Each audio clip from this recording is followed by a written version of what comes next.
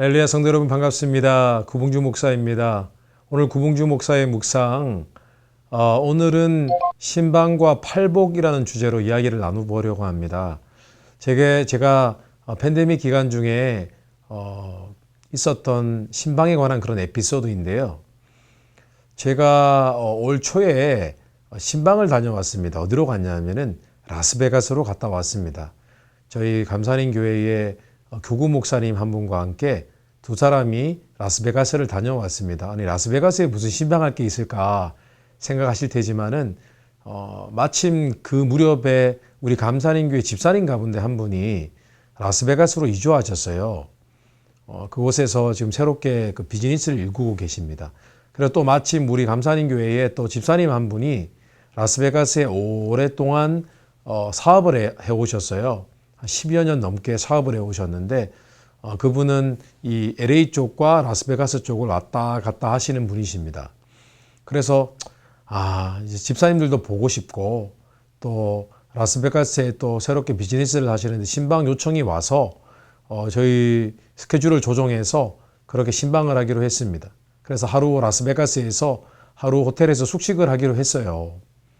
왜냐하면은 여러 가지 스케줄을 맞추다 보니까 또 가는데 시간이 한 4시간 반 정도 걸리니까 가서 먼저 신방하고 또 하룻밤 자고 그 다음날 아침에 신방하고 또 점심 식사하고 바로 이제 다시 오렌지 카운티로 돌아오는 것으로 그렇게 스케줄을 잡았습니다. 오랜만에 이제 라스베가스에 가서 집사님을 뵀습니다. 집사님 너무 반가웠고요. 또 비즈니스가 지금 잘 이렇게 준비되고 있다는 얘기를 듣고 마음에 참 감사하다 그런 생각을 했었어요. 그래서 함께 식사를 하고 이런저런 이야기하다가 또 헤어져서 또 저희들은 호텔에 이제 묵기로 했습니다. 호텔에 들어갔는데 꽤 괜찮은 나쁘지 않은 호텔이었어요. 그래서 호텔에 묵기로 했는데 들어갔더니 호텔 객실로 들어갔더니 화장실에 들어가는데 이 사람 머리 한 움큼이 있는 거예요. 한 이 정도 됐어요. 그래서 호텔에 요즘 팬데믹이라서 직원들도 많지 않아서 이 하우스키핑, 이 청소하는 일이 그렇게 깨끗하게 되어 있지 않구나 그런 생각을 했어요. 한편으로 이해가 가더라고요. 그렇지만 좀 찜찜하고 또 호텔 그 객실에 화장실의 바닥도 그렇게 썩 깨끗하지가 않고 해서 제가 프론트 데스크에 전화를 했습니다. 전화를 해서 인터폰으로 전화를 해서 좀 방을 바꿔줬으면 좋겠다라고 부탁을 했어요. 그랬더니 하우스키핑 매니저가 직접 찾아왔습니다. 보통은 그런 일이 있으면은 호텔 그냥 객실 직원이 와서 이렇게 맞이를 하는데 매니저가 직접 온 걸 보니까 그만큼 일손이 없었다는 그런 증거였겠죠. 그래서 매니저하고 상의를 하고 좀 룸을 좀 옮겨달라고 해서 룸을 옮기게 되었습니다. 룸을 옮겼습니다. 옮겨가서 또 화장실을 살펴보니까 화장실에 머리카락과 또 이렇게 끈적끈적한 무언가가 이렇게 뭐 샴푸인지 모르겠습니다. 그런 것들이 막 곳곳에 묻어 있는 겁니다. 그래서 제가 이거는 좀 너무했다고 매니저에게 다시 상의를 하고 방을 한 번만 더 바꿔줬으면 좋겠다 그렇게 부탁을 했습니다. 근데 그때 좀 보니까 그 매니저가 얼굴이 조금 좋지가 않았어요. 아마 제 생각에는 원래는 본인이 할 일이 아니었는데 직접 이렇게 손님들을 저녁 늦게 대하다 보니까 아마 마음도 상했겠죠. 또 두 동양인이 또 호텔에서 또 묵으니까 또 이상하게 봤을 수도 있고요. 그래서 결국은 방을 옮겼습니다. 방을 옮겼더니 그 방도 사실은 그렇게 깨끗하지가 못했습니다. 호텔에 뭐 청소한 지 오래 지났는지 잘 모르겠지만은 호텔에 있는 그 베드에 놓여져 있는 그런 어떤 여러 가지 침구류 상태도 그렇게 썩 깨끗해 보이지가 않았습니다. 그렇지만 이제 방을 2번이나 옮겼으니까 저도 미안하고 해서 그냥 묵기로 했습니다. 그런데 이제 잠을 자려고 하니까 막 소음이 심한 거예요. 알고 봤더니 그 객실이 호텔에 아마 어떤 수도 파이프 같은 것이 바로 지나가는 그런 객실이었던가 봅니다. 마음속으로는 설마 매니저가 우리를 골탕 먹이려고 이런 방을 소개했나? 방이 남아돌 텐데 뭐 그런 생각도 해보았지만 설마 그럴까 그런 생각을 해서 묵게 되었습니다. 그래서 잠을 자는 둥 마는 둥하고 뭐 우리 교구 목사님도 잠을 잘 못 주무셨다고 그렇게 이야기를 들었습니다.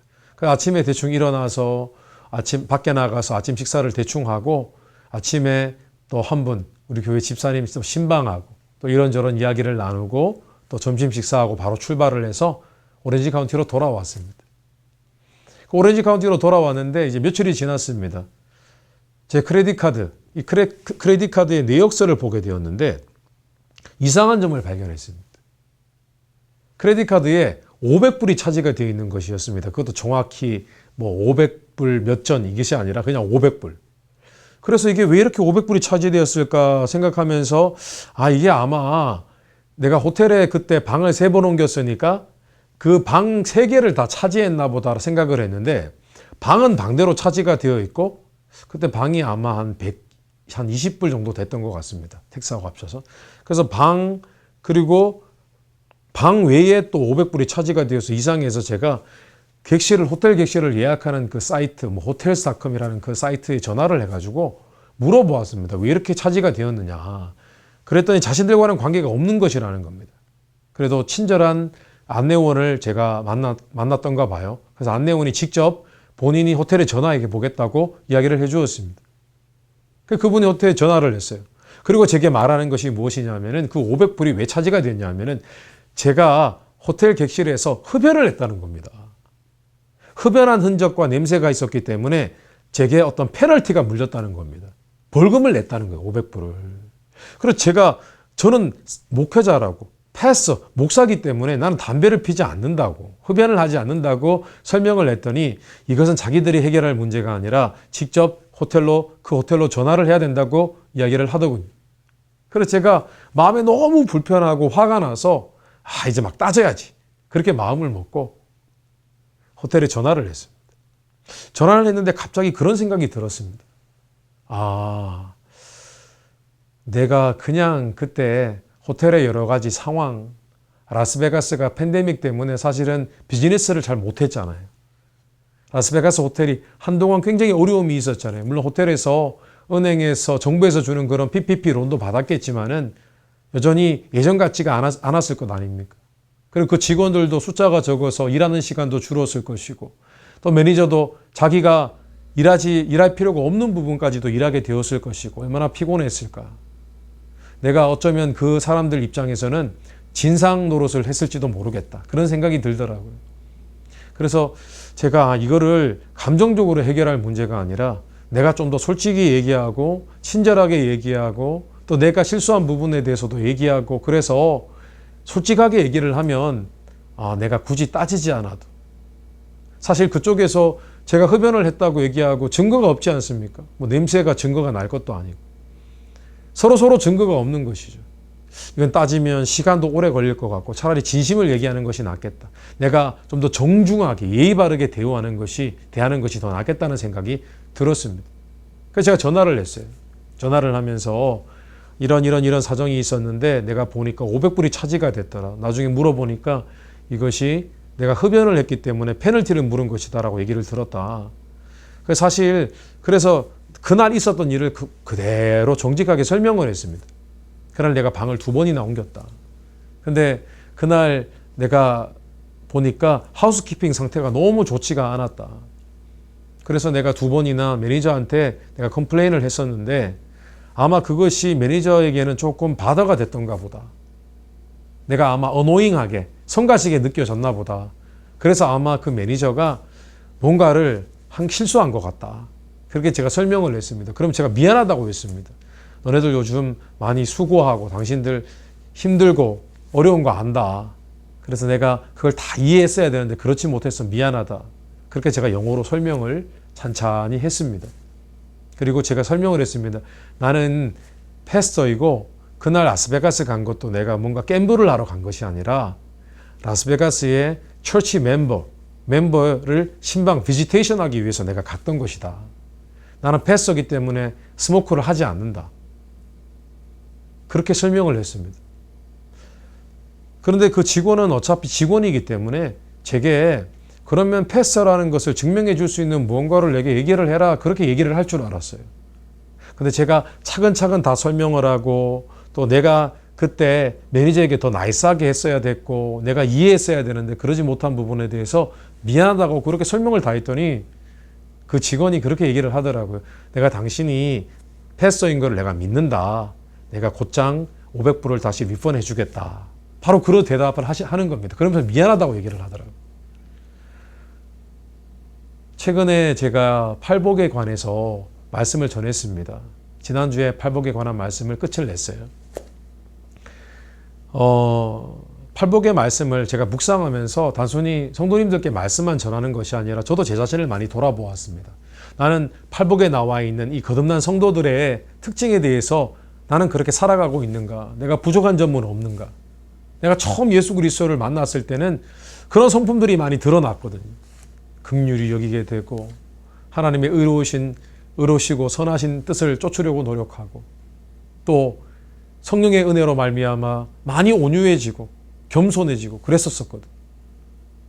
내가 그런 하나님께서 내게 두신 영적인 성품을 내가 잃어버린 것은 아닌지 고민하면서 올 초에 있었던 일들을 한번 묵상해 보았습니다. 예수 믿는 사람이 긍휼히 여길 줄 알고 그 사람의 사정을 이해할 줄 알고 또 어려운 상황이 오더라도 온유해지고 침착해지고 부드러워지고 그럴 수 있다면 아마 우리 주변에 일어나는 많은 갈등들 가운데 많은 부분은 쉽사리 해결되지 않을까요? 그곳에 하나님의 은혜가 있지 않을까요? 그런 생각을 해보았습니다. 성도 여러분, 결국은 영적인 성품을 끝까지 유지하고 고수하는 사람들에게 하나님의 특별한 축복이 있는 것 같습니다. 성도 여러분 어떠세요? 삶 가운데 온유함이 있으십니까? 혈기도 나죠. 저도 왜 그렇지 않겠습니까? 짜증도 나고 때로는. 그렇지만 혈기보다는 온유함을 유지하고 다른 사람과 논쟁하고 싸우기보다는 긍휼히 여길 줄 알고 그런 모습이 우리에게 배어 나왔으면 좋겠습니다.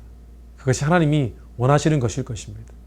성도 여러분, 오늘 재미난 얘기 제가 쉐어해 드렸습니다. 어떻습니까? 우리의 삶 속에서 하나님의 거룩하신 성품이 드러나기를 원합니다.